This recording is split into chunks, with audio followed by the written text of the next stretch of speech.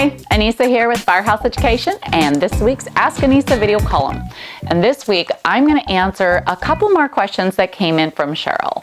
And Cheryl sent me a Mondo email. Thank you so much for that. And I have answered a few of your questions. There were several there on previous Ask Anissas. But I wanted to kind of wrap this up for you, Cheryl, and give you some answers to your final questions. And I believe what we haven't covered so far was you had asked about what is a non-salvageable item and what were methods for cleaning things like appliances, washers, dryers, dishwashers, that sort of thing, as well as laundry rules and procedures. Okay, so the first part, what is non-salvageable items and determining that is a very huge topic, and I have done a few videos on that.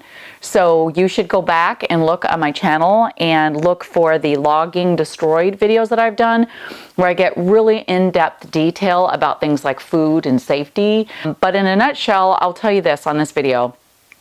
There's really three key things that are involved in determining salvageable or non-salvageable items rather. And number one is, can it be cleaned? Okay. Number two, what's the cost of replacement versus cost of cleaning? What is the value of the item? Is it worth cleaning it? And the third thing would be, what is the emotional or sentimental value of that item to the homeowner? For instance, a family photograph or a wedding dress or a baby's handprint when they were first born, in clay that's hanging on the wall. That is going to have some huge emotional sentimental value, although maybe the, clay handprint's only that worth, $6 to go buy another thing of clay to be able to do it, but you can't replace that, right? Because the baby's now grown.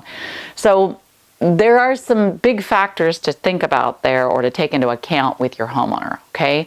So that's a very brief talking about non-salvage, but I also did a video for you, Cheryl, on pack out and non-salvage items and what the responsibilities are from contractors. So you definitely want to go look at that Ask Anissa video that I just put up a couple weeks ago.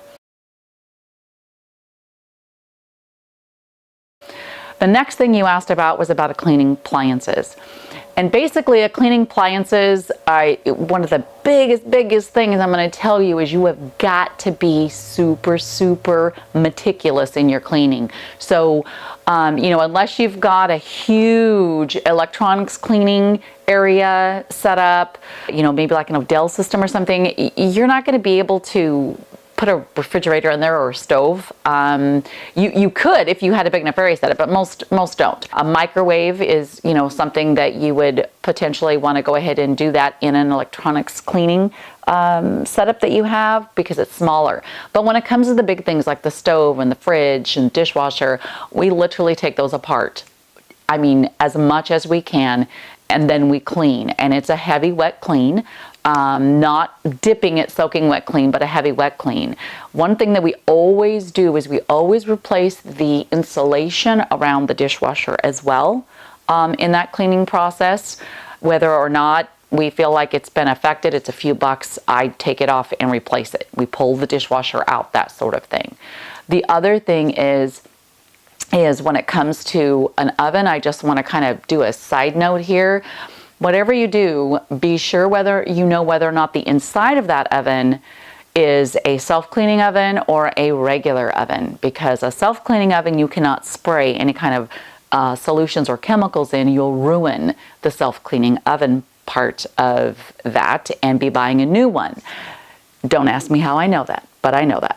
So you want to be very meticulous when it comes to the appliances. And that is generally something that, you really are going to want to look at. If this was a kitchen fire, then chances are those appliances are not going to be salvaged. If it was a medium to heavy fire, most of the time the insurance company just doesn't want to risk that when it comes to all the electrical wiring and something shorting out and that sort of thing. Okay. So now the third part of your question that you had was about laundry. And laundry is really a very personal thing. for people when it comes to a content job. So we do actually have a questionnaire set up in our company. I would recommend that you do the same, like a release form, if you will, where we have clients fill this out and let us know, how do they want their items back? If it left on a hanger, do they want it coming back on a hanger?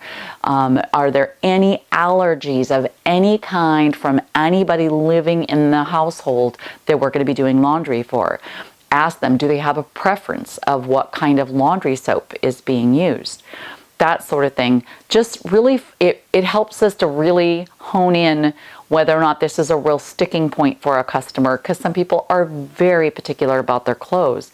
The other thing it will help do is, we ask people, is there anything of high value in their laundry items that they're worried about? I will tell you straight up, I've got thousands of dollars worth of Harley leathers gear.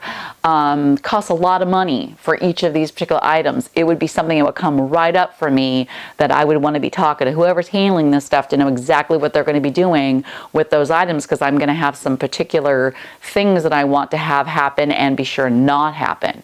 So this will really give us a clue as to how concerned is your homeowner about the laundry items. The other thing it does is it helps protect you, right? It's just another one of those CYA things where if you have it listed on here where someone says, you brought back my laundry and all of a sudden I, had an allergy attack and I had a rash all over my body, had to go to the hospital. Oh my gosh, what'd you do? Well, if you pull out your questionnaire and your release form and there's nothing stated in there about allergies, they kind of don't have a leg to stand on there, right?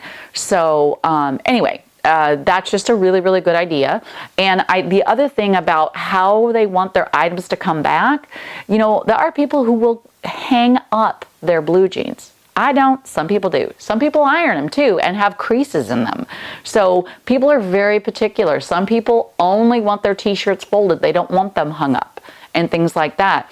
So if we find out from the homeowner how they would like these items to come back, then generally it's the same way that they left, but then it helps relieve a lot of stress for the homeowner when things do come back. If all of their stuff that was on hangers comes back in boxes, can you imagine how much time it's going to take this homeowner to open up these boxes and hang all this stuff back up? Whereas if it just came back on hangers, you just very quickly can literally hang it right back up on a rod for them and it's done. Okay, so this is just a little piece, I guess, if you will, where you can not only cover yourself and potentially ward off any problems or headaches with in that regard, but it gives you an opportunity to give your client an incredible experience that they maybe weren't expecting to get. All right? Okay, well, Cheryl, thank you so much. That was quite a detailed email that you sent me with lots of questions. I hope I answered them very well for you. And I hope that if you're watching the video here, that the questions that Cheryl asked maybe have given you some inspiration and maybe you have thought of some things that you would like to ask me. Please be sure and send me an email, anisa@firehouseeducation.com. And I want to remind you, be sure that you are subscribed to rnrmagonline.com's e-newsletter so that you get this and lots of other goodies in your email inbox every week. And on that note, I will see you on next week's Ask Anisa video call.